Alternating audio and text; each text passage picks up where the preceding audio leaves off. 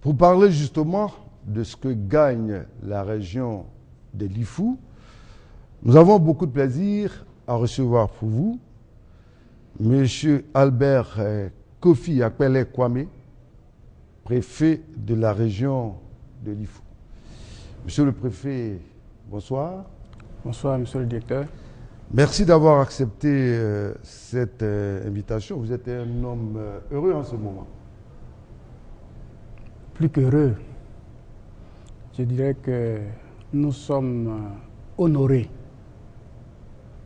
Nous sommes honorés parce que le président de la République dans votre région est un honneur et une légitime fierté.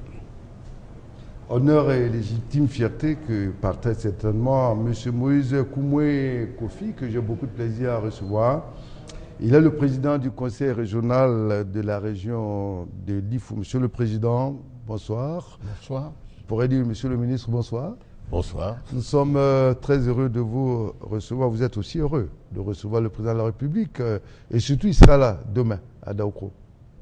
Je suis comblé, heureux et fier pour la région de l'IFU. Parce que, pour moi, le président de la République, en venant dans une région, nous apporte le développement et avoir appréhendé l'ensemble des problèmes de développement auxquels le conseil régional est confronté. C'est ça. Donc je pense qu'il vient pour appuyer notre mission de développement. Donc c'est une grande joie que j'éprouve. Alors sur le terrain, vous connaissez certainement votre voisin à votre droite, l'honorable Koulibaly Abounibi. Il est conseiller technique chargé de la coordination des travaux lors des visites d'État. Honorable, bonsoir. Bonsoir. Merci d'avoir accepté cette invitation. Vous êtes un homme de terrain. De manière générale, est-ce que les choses se passent bien pour l'instant? Oui, M. Traoré, tout se passe bien. Comme vous le savez, ça fait plus de 3 mois que nous sommes dans l'IFU. Et avec le préfet même ensemble, nous avons essayé de réaliser ce qu'on devait réaliser avant l'arrivée du chef de l'État. Et là, nous avons atteint nos objectifs. Le chef de l'État sera donc demain. Nous l'avions dit en introduction à Daoukro, qui est le chef-lieu de la région de l'IFU. Je rappelle que Daoukro a été érigé en département depuis octobre 1985. Et puis ce département, on le sait, compte 4 sous-préfectures fonctionnelles sur 7 prévues, Ouélé, Etekro, Ananda et Daoukro. Dans une analyse de Ouattara Amadou Walter, voici le récit de Décris Larsen. Limité au nord par les départements de Mbayakro et Prékro, au sud par le département d'Ara, à l'ouest par le département de Bokanda, à l'est par le fleuve Komoé, le département de Daoukro a été créé en octobre 1985. Depuis le 28 septembre 2011, Daoukro est le chef-lieu de la région de l'IFU, avec 2 autres départements, Mbayakro et Prékro. Le département de Daoukro compte 4 sous-préfectures fonctionnelles sur 7, Ouélé, Etrokro, Ananda et Daoukro. Daoukro est à 235 km d'Abidjan. Le relief du département est constitué de plateaux de basse altitude. On note également des reliefs résiduels constitués de collines et quelques montagnes. Le climat est chaud et humide et alterne 2 saisons de pluie et 2 saisons sèches. La grande saison des pluies débute en mars et prend fin en juin. La température moyenne annuelle est de 26 degrés. Le département de Daoukro est quelque peu irrigué, avec la Komoé et ses affluents, Kérékbo, Abedjou, Mzouekli, Abossou et Ifou, dont la région tient son nom. À l'ouest, on trouve le Nzi. Situé entre la savane et la forêt, le département de Daoukro bénéficie de 2 types de végétation. La savane herbeuse à l'ouest, la forêt dégradée à l'est au nord et au sud. Cette végétation renferme des essences forestières telles que l'iroko, le koto, le lingué, le samba et le fromager. L'histoire du peuplement de la circonscription tire sa source de la légende de la reine Ablapoku. Les autochtones du département de Daoukro, comme les autres peuples Akans du pays, sont originaires du Ghana. Le département de Daoukro s'est peuplé progressivement dès la fin du 19e siècle, à la suite de la découverte de l'or, avec les Baoulé Agba et les Walebo venus de Sakassou. Daoukro, c'est environ 150 000 habitants avec une superficie de 3 519 km². Le département compte plus de 80 villages. Au plan économique, l'agriculture demeure la principale activité. Ces dernières années, la culture de l'EVA gagne du terrain. Quant à l'élevage, il est encore à l'état embryonnaire. Au plan des infrastructures économiques, le département dispose d'au moins une quarantaine de services extérieurs de l'État. Les services parapublics et privés y sont représentés. La voie terrestre est le seul moyen d'accès régulier. La couverture sanitaire du département est assurée par 2 établissements sanitaires publics, dont un hôpital général, un centre de protection maternelle et infantile, 3 centres de santé urbains, une formation sanitaire urbaine, 14 centres de santé ruraux et 3 infirmeries scolaires. En ce qui concerne l'éducation nationale, le département compte 2 inspections de l'enseignement préscolaire et primaire. Le département dispose de 129 écoles, dont 118 primaires publiques. La vie culturelle est marquée par l'attachement à la société traditionnelle. Les populations fréquentent les églises et les mosquées. Au plan culturel, le département vit au rythme de plusieurs activités, notamment le Festival international de la culture et des arts de Daoukro FICAD et le Festival des jeux traditionnels Yekangwa.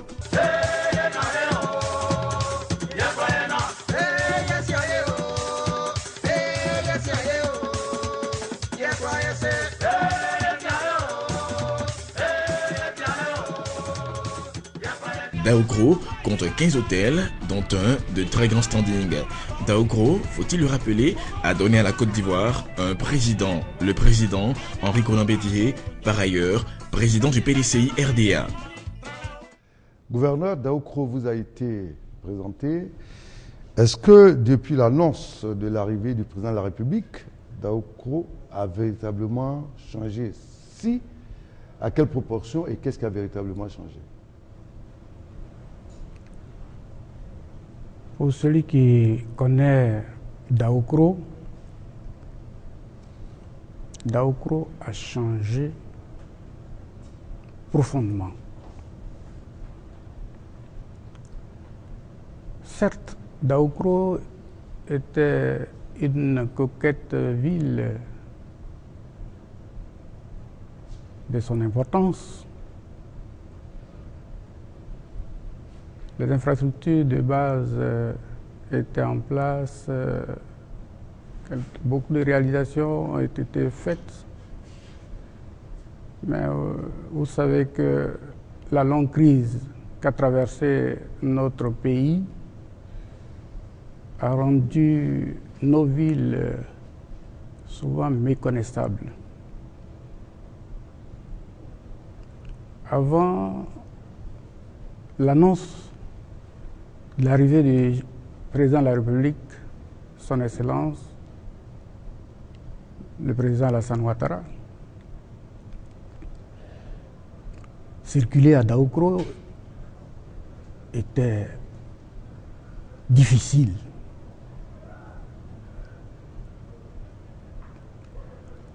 Obtenir de l'eau de façon régulière, également être desservi en électricité de façon continue était comme la croix et la bannière. Daoukro a bénéficié énormément de cette visite d'État du président de la République. Pour le visiteur qui n'a pas connu Daoukro de cette époque-là, ne peut pas réaliser l'importance des infrastructures réalisées. Lorsque aujourd'hui, je prends entre autres exemples, vous voyez le bâtiment de la préfecture. Ah, ça, je peux avouer que vous avez une superbe préfecture, elle est belle. Hein? Merci beaucoup. Nous le devons au chef de l'État. La résidence du préfet, mais ce ne sont que là les bâtiments, les symboles de l'État. Mais regardez toutes les nouvelles artères bitumées, les anciennes rues dégradées, réhabilitées, l'extension des réseaux d'électricité, l'extension des réseaux d'adduction d'eau. Je dis tout simplement que Daoukro a changé. Alors, nous allons tout à l'heure savoir, honorable, à prêter vos chiffres, parce qu'on va le savoir d'un moment à l'autre. En attendant, nous allons parler avec Monsieur le ministre, Monsieur le président de la région de Lifou. Est-ce que véritablement, en toute franchise, les changements signalés se vérifient? Est-ce qu'on peut continuer de croire que Daoukro est toujours la boucle du cacao? Bien. Les changements... Je place le problème, je dépasse, moi je parle du département de Daoukro. Oui. Allez-y. Le département de Daoukro. Parce que la ville a été transformée. Les sous-préfectures et en tout cas les points de jonction des différents chefs de sous-préfecture ont tellement changé. Quand je vois la route Kongoti et Trokro-Samaza, c'est déjà encourageant. Quand je regarde du côté de Wele, Anana, c'est déjà encourageant. Non, encourageant parce que ça ne peut pas être parfait, mais en tout cas, il y a une amélioration sensible. Ensuite, au niveau de l'adduction d'eau, il y a également beaucoup de changements. Je regarde mon voisin. Et l'électrification, je crois qu'il y a un bond assez notable. Je crois que, en fait, tout cela nous donne des raisons d'espérer. Mais vous avez dit une chose, vous avez dit, est-ce que c'est encore la boucle du cacao? Depuis la crise de 1983 jusqu'à nos jours, la boucle s'est déplacée à l'ouest. Mais j'ai bon espoir que la mutation va être significative. Notre ambition, en tout cas, est que désormais, nous allons avoir une nouvelle boucle de l'EVA et des cultures vivrières. Vous avez pris la disposition dans ce sens, hein? Nous sommes dans cette perspective-là. Et vous espérez beaucoup? J'espère beaucoup parce que les instruments sont en place. Je parle de la région maintenant. Oui, allez-y. Vous êtes président de la région de Lifou. Quand je regarde les investissements énormes qui ont été réalisés, à peu près 31 milliards dans la région de Plicro, pour faire de l'EVA et des cultures vivrières. Quand je regarde également dans la région de Mbayakro, l'aménagement de 450 hectares de terrain pour pouvoir produire à peu près plusieurs milliers de tonnes de riz et de légumes. Et quand nous voulons ressusciter, ou en tout cas chercher un programme complémentaire pour essayer de réactiver un peu les projets que le président Bédi avait initiés dans la zone et qui avaient été arrêtés par l'association sociocritique de 1999 et les événements que nous avons connus. Quand je regarde tous ces éléments-là, si on les réactive, alors raisonnablement, nous pouvons devenir la boucle de l'EVA et des cultures ouvrières de la Côte Ah, d'Ivoire. ça sera donc tant mieux, parce que cette population, qui est très jeune d'ailleurs, attend qu'elle puisse être occupée. Nous allons revenir tout à l'heure, Monsieur le Président du Conseil régional, parce que nous allons parler de ce que cette population attend surtout de cette visite d'État. Maintenant, en entendant, honorable, ça fait 3 mois que vous êtes sur le terrain. Dans quel état était donc Daoukro? Le mal était-il si profond? Si oui, quelle thérapie vous avez pu utiliser pour qu'aujourd'hui le président du conseil régional et le gouverneur, qui va retrouver une préfecture flambant neuve, hein, ça je peux vous avouer que je suis très heureux d'avoir vu cette préfecture. Qu'est-ce que vous avez pas? Où avez-vous commencé? Que vous reste-t-il à faire? Merci, M. Abou. Je voudrais tout d'abord vous remercier au nom de M. le ministre des Infrastructures économiques et de M. le coordonnateur du PPU de nous avoir conviés à cette émission.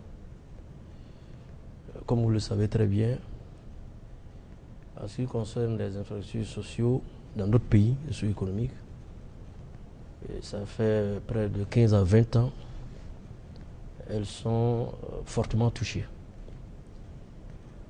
Et son Excellence le Président de la République, Alassane Ouattara, a pris la mesure depuis le Golfe en créant le programme présidentiel d'urgence, le PPU. le PPU.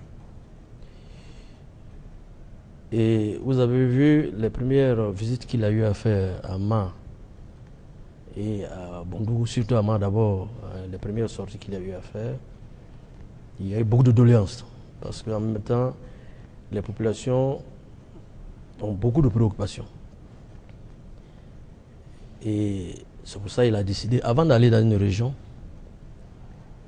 apporter le minimum à la population avant son arrivée. Pour que, au moins, à son arrivée, qu'il n'y ait pas beaucoup de doléances. Ça ne va pas manquer. Je regarde du coin de l'œil, Monsieur le Président le président du conseil régional. Et c'est pour ça que nous avons été diligentés sur le terrain, d'abord, par Monsieur le ministre des Infrastructures, le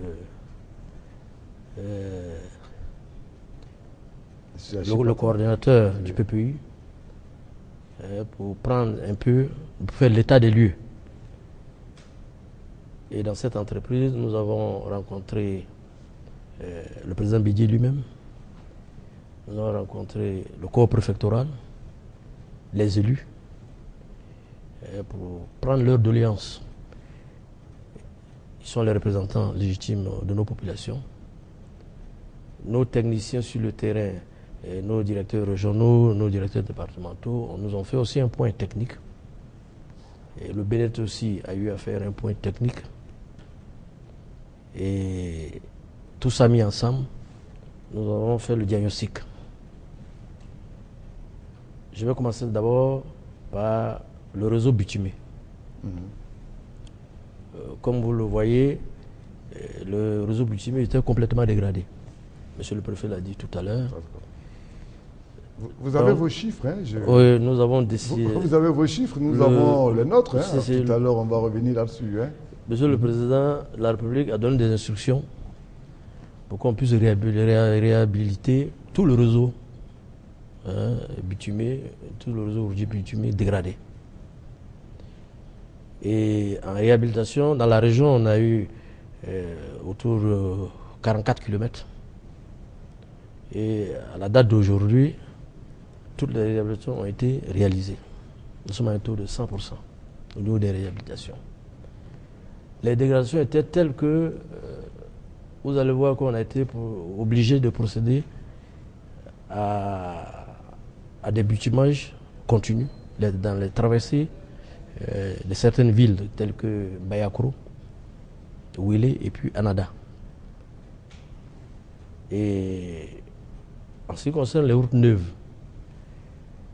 Dans la région, nous avons 20 km et 18. Et sur les 20 km, nous avons réalisé à la date d'aujourd'hui 13 km. Et les 13 km, dans les 13 km, le chef de l'État, à la demande des élus de Pricro, a bien voulu donner du bitume à la voirie de Pricro, autour de 3 km. Et on a tout fait pour donner en tout cas 1,5 km dans un premier temps, parce que les routes neuves, on prend un peu de temps pour les réaliser, mais on a tout fait pour que le chef de l'État, en arrivant à Pricro, puisse marcher sur du bitume avec la population ensemble. Et on a aussi fait la plateforme où va avoir lieu le meeting de Pricro. Elle a été aussi bitumée. Très bien. Alors, vous savez, honorable, nous, on est comme Saint Thomas. Nous constatons, nous voyons, ça je peux le dire avec beaucoup de certitude, en partant de ce que j'appelle chez moi, à Boaké, où j'exerce. En tout cas, pour arriver ici à Daoukro, je parcours 160 km, je m'en suis rendu compte. Je peux vous dire une chose, je suis très heureux que la distance qui sépare Mbayakro-Ananda, c'était donc la croix et la bannière, et bien, cette distance a été couverte du bitume. Et ça, j'en suis fier. Je peux vous dire, nous avons nos chiffres. Nos chiffres ont été recherchés par nos différents reporters. Nous avons l'occasion de revenir. Ce que je veux vous inviter à suivre, gouverneur, monsieur le président du conseil régional. Vous savez, chaque fois que le président de la République doit arriver dans une région, les populations s'expriment. Alors, monsieur le président du conseil régional, nous avions fait un tour, notre équipe de reportage, conduite par Charles Tatou et Amadou Ouattara Walter, a rencontré cette population de Daoukro. Je peux vous assurer que la préoccupation majeure, c'est la construction des marchés dignes du nom de la commune. Témoignage. Nous demandons au président de pouvoir mettre à notre disposition des moyens afin que nous puissions financer des projets agricoles dans les secteurs vivriers et aussi d'élevage, ce qui va permettre à nos jeunes d'être épanouis et éradiquer la pauvreté dans notre région. Daoukro, aujourd'hui, notre région est une région évéicole, une région de palmerains et aussi d'anacades. Donc si on a des usines pour pouvoir transformer nos produits agricoles, je pense que c'est la jeunesse qui va bénéficier au niveau de l'emploi. Les petits villages du côté de Daoukro qui nous aident à retoucher les voies qui rentrent dans les petits villages. Vraiment, monsieur le président a beaucoup fait pour nous. Donc je suis fier de son arrivée ici. On l'attend, on a envie de le voir. Après son passage, qui pense à la jeunesse d'Daoukro. C'est une joie pour nous d'accueillir chez nous un chef d'État. Et Daoukro vraiment devient la capitale de la Côte d'Ivoire. La majeure partie de la jeunesse est diplômée, elle est sans emploi. Vous savez bien que le marché de l'emploi est extrêmement saturé. On demande au chef de l'État d'aider cette jeunesse-là en essayant de faire soit des projets et éventuellement, à la mesure de ses possibilités, ce qui peut aider qu'il est, parce que vraiment, le taux de chômage a atteint une fonction exponentielle très élevée. Nous, femmes, le commerce ici, c'est ce qu'on fait, mais on n'a pas de magasins. On veut que le président fasse un marché digne pour nous, les femmes de Daoukro. Le président ne peut pas tout faire pour nous si nous-mêmes n'avons pas commencé. D'abord, nous demandons l'entente, l'amour. C'est notre souhait pour nous-mêmes, les fils de la région.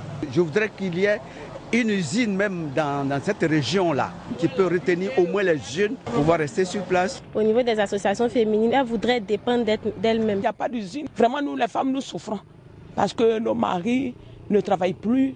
Oui, les enfants sont là, on met les enfants à l'école. C'est difficile, on n'a pas les moyens. Vraiment, l'arrivée du président nous fait plaisir parce qu'il y a beaucoup de choses qu'on va évoquer au président de la République. C'est bien qu'aujourd'hui, la première dame s'occupe de nous par facile.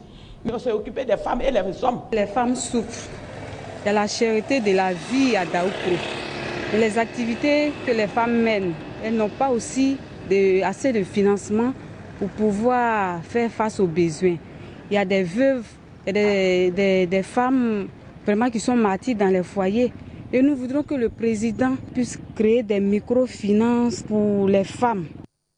Monsieur le président du conseil régional, vous allez traduire toutes ces préoccupations au chef de l'État qui vous reçoit, que vous recevez plutôt, demain à l'occasion de la boucle finale de sa visite. Vous avez retenu les préoccupations? Il y en a tellement. C'est normal, il y a beaucoup de préoccupations. J'ai retenu que les jeunes veulent avoir un emploi, c'est normal. Il y a beaucoup de diplômés. Ils veulent qu'on ait une usine. Je crois que c'est un peu ce que j'avais évoqué en parlant du projet de Daoukro qu'on doit réactiver pour pouvoir créer, parce qu'on va développer des véhicultures, la riziculture, l'élevage des bovins et des porcins. Et je crois que si, au final, il faut des de transformation. Ensuite, si on fait des productions agricoles, il faut les commercialiser. Donc il faut mettre tout ce système-là en place. Et je crois que nous avons, même je parle au niveau de Mbayakro par exemple, avec la riziculture, nous allons créer à peu près 400 000 emplois. Et quand on fait du riz, il y a une usine de décortiquerie de riz, comme partout ailleurs. Même, je prends le cas de l'EVA de Plicro, par exemple. Je ne suis pas de la région, hein. Et normalement, ça doit créer à peu près 8 000 emplois, à peu près 4 000 emplois agricoles spécialisés, et ensuite 4 000 emplois pour des jeunes et des femmes qu'on va installer et encadrer par la NADER. Et l'usine de transformation des caoutchoucs, ça va consommer en moyenne 26 000 tonnes par an. Et ensuite, je crois également que si on fait attention, nous allons, les légumes, on va en produire. Et puis le riz, il va y avoir à peu près 6 000 tonnes de riz. Donc, tout ça, disons, la région est en devenir. C'est pourquoi je vous dis, dans quelques années, nous allons devenir la nouvelle boucle de l'EVA et des culturières de la Côte d'Ivoire. Alors, ça, ce sont des très beaux projets. Vous savez, les jeunes attendent que les projets passent à la réalisation. Est-ce que vous avez prévu ça sur combien de temps? Le jeune de Daoukro qui vous écoute ce soir, peut-il espérer encore combien de temps pour pouvoir être déjà occupé? D'abord, vous savez, je prends le cas du riz, par exemple. Si c'est bien encadré, hein, nous avons fait une petite estimation. Première coupe, 1 500 000. Deuxième coupe, 1 500 000. Ça fait déjà 3 millions. Si je calcule bien, ça fait 250 000 francs par mois. Oui. On est devenu fonctionnaire. Voyez. Mais tout ça, ces projets sont-ils en cours de réalisation? C'est surtout ça qui est... c'est en cours de réalisation. D'accord. Mbayakro, ça a commencé depuis longtemps. Il y a eu je dirais des pannes de financement. Mais bon, je crois il faut réactiver les pannes. On va réactiver. On attire l'attention du chef. Vous m'avez dit d'en parler au chef de l'État. Ah oui, vous allez le rencontrer demain. Voilà, donc je crois que tout ça, c'est bien bouclé. On a bon espoir que ça va démarrer incessamment. Très bien. Alors, merci donc à Monsieur le Président du Conseil régional. Tout à l'heure, l'honorable Koulibaly Abou Nibi était en train de nous donner des chiffres. J'avais dit que nous aussi, à notre niveau, nous avons fait notre petite recherche.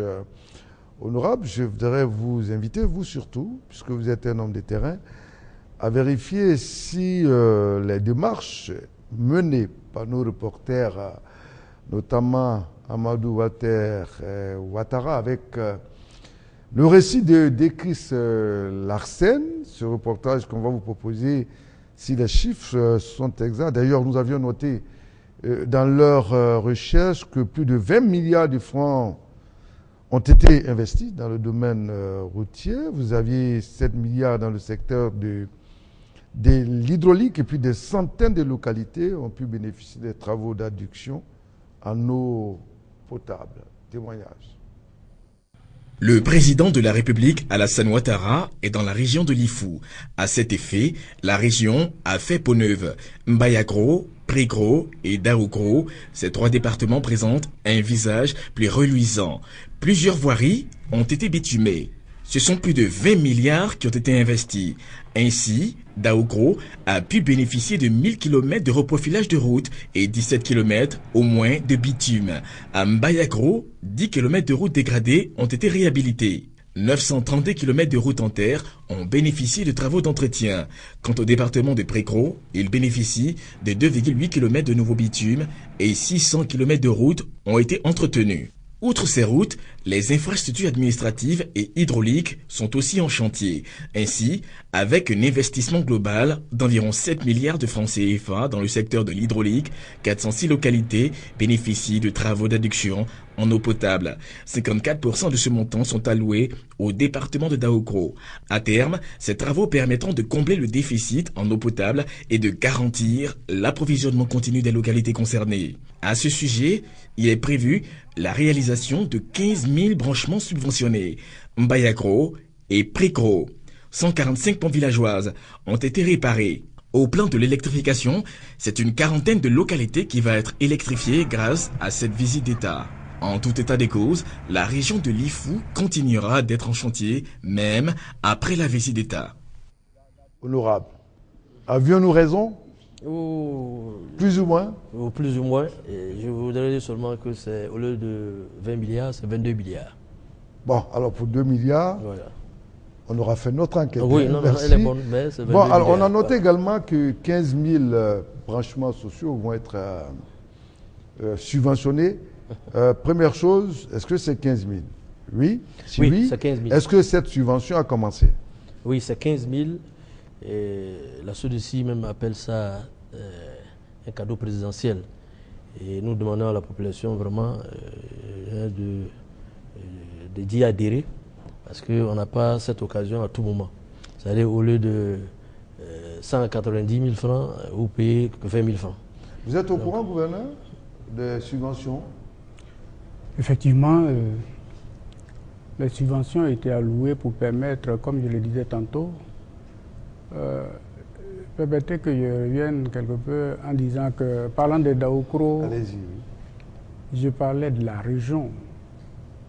Tout ce que nous avons indiqué concerne aussi bien Daougro que les autres